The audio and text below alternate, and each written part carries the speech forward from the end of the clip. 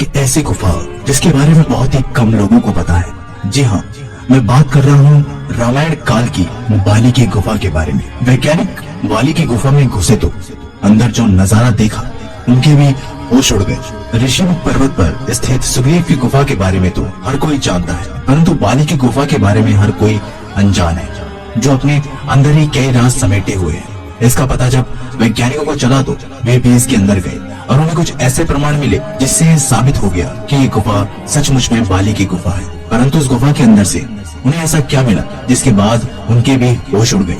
नमस्कार दोस्तों, आप देख रहे हैं भक्ति शास्त्र। एक बार सच्चे दिल से कमेंट बॉक्स में जरूर लिखिएगा, हर हर महादेव। वानर राज बाली का शासन किष्किंधा नगरी में हुआ करता था।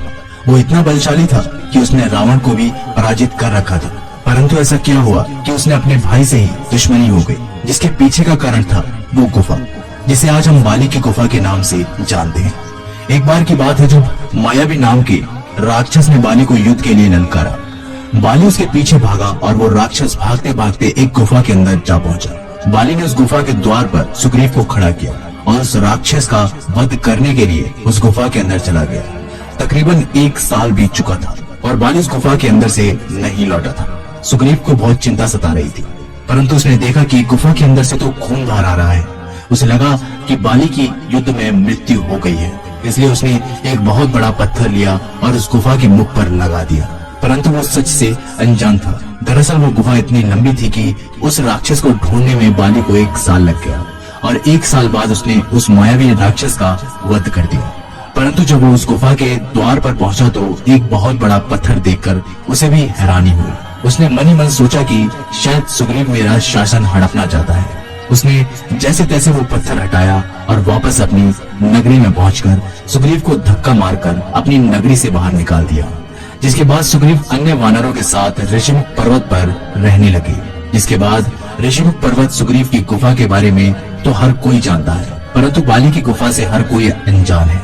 आज के समय में बाली की वही गुफा तुंगभद्रा नदी के किनारे वाले कर्नाटक के हम्पी शहर के आसपासी इलाके में है। वहाँ पर स्थित कुछ लोगों ने ये दावा किया कि ये वही बाली की गुफा है जिसमें बाली और मायावी राक्षस के बीच युद्ध हुआ था। वैज्ञानिक को इस बात का पता चला तो वे शोध करने के इरादे से बाली की गुफा में पहुंच गए। परंतु जब वो गुफा के अंदर पहुंचे तो उनको इस बात का अंदाजा नहीं था कि वो गुफा कितनी लंबी है। वो पुनः गुफा के बाहर आ गए और इस बार अपने साथ खाने पीने की पूरी व्यवस्था करके दोबारा एक बार बाली की गुफा में घुसे। ये गुफा इतनी लंबी है कि बाली को भी मायावी राक्षस को ढूंढने के लिए पूरा 1 साल लग गया था। परंतु वो धीरे धीरे गुफा के अंदर चलते जा रहे थे।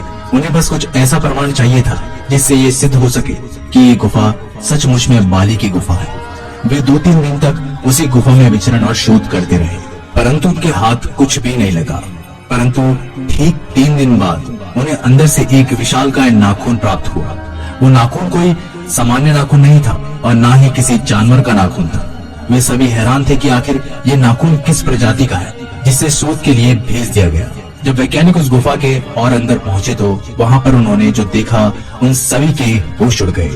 दरअसल उस गुफा के अंत में एक अलग ही भाषा में कुछ लिखा हुआ था जो किसी के समझ में नहीं आ रहा था।